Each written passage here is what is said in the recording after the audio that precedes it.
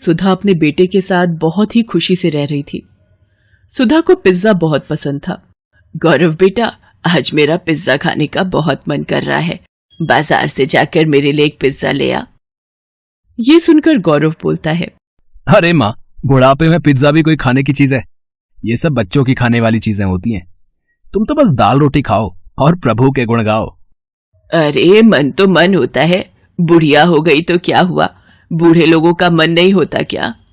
अच्छा ठीक है, ले आऊंगा पिज्जा तुम्हारे लिए। तुम तो गुस्सा हो गई, मैं तो बस मजाक कर रहा था। गौरव अपनी माँ के लिए पिज्जा लेने चला जाता है।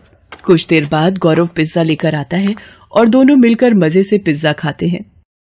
एक दिन गौरव अपने ऑफिस से घर आ रहा था, तभी रास्ते में उसे एक पिज्जा की शॉप दिखती है और वो सोचता है, आज माँ के लिए पिज्जा ले जाता हूँ, इसे देखकर वो बहुत खुश हो जाएंगी।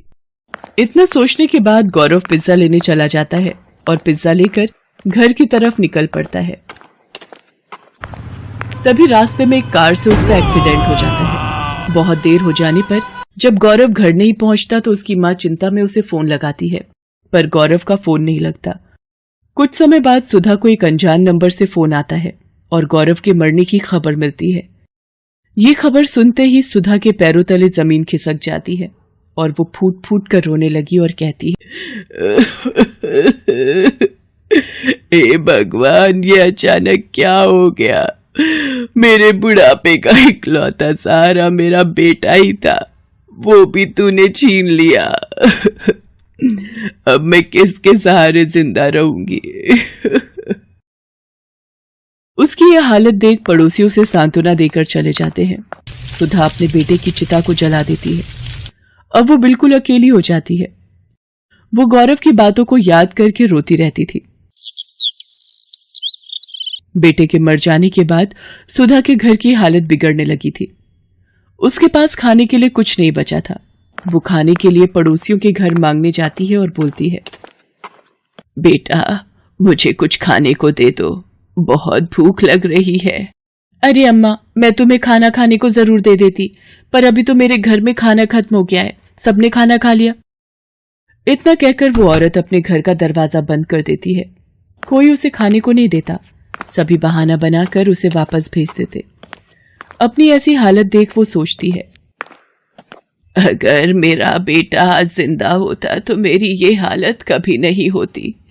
वो सबकी मदद किया करता था, पर आज सब भूल गए हैं कि मेरे बेटे ने एक समय पर उनकी मदद की थी। आज उसकी माँ को मदद की जरूरत है, पर किसी ने भी मेरी मदद नहीं की। तभी वहां से एक औरत गुजरती है और सुधा को यूं रोता देख पूछती है, क्या हुआ बहन, तुम रो क्यों रही हो? सुधा रोते रोते उस औरत को अपना सारा दुख बताती है। क्या बताऊं बहन, मेरे बेटे के मरने के बाद मुझ बेसहारा का इस दुनिया में अब कोई नहीं है। अकेले मैं इस दुनिया में कैसे जीऊंगी? मेरे पास खाने के लिए पैसे नहीं हैं।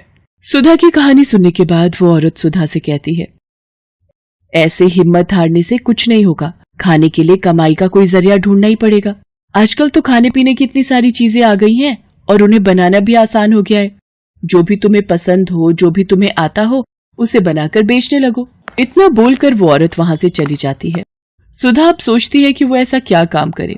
अचानक उसे पिज्जा का ख्याल आता है और वो बोलती है, क्यों ना मैं पिज्जा बनाकर बेचूं, इससे कुछ पैसे भी घर में आ जाएंगे। सुधा के पास अपने कुछ जेवर रखे होते हैं। उन्हें बेचकर वो अपने घर के आगे पिज्जा का एक छोटा सा ठेला खोलती है और पिज्जा बनाकर बेचने लगती है। धीरे धीरे उसका बनाया पिज्जा पूरे गांव में मशहूर हो जाता है और सुधा अब एक बड़ी दुकान खोल लेती है। धीरे धीरे उसकी दुकान बढ़िया चलने लगती है और वो अमीर बन जाती है। एक दिन उसकी दुकान पर एक छोटा बच्चा आता है और उससे खाना मांगता है। अम्मा, मुझे कुछ खाने को मिलेगा क्या? मैं बहुत भूखा हूँ, मुझे भूख लग रही है। बेटा, तुम्हारे माता पिता कहाँ हैं? तुम अकेले दुकान में क्यों घूम रहे हो?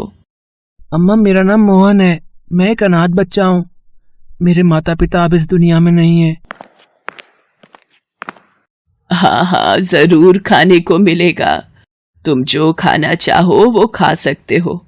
तुम चिंता मत करो, आज से तुम्हारा ख्याल मैं रखूंगी। ये कहकर सुधा मोहन को गले लगा लेती है और अपने साथ अपने घर ले जाती है।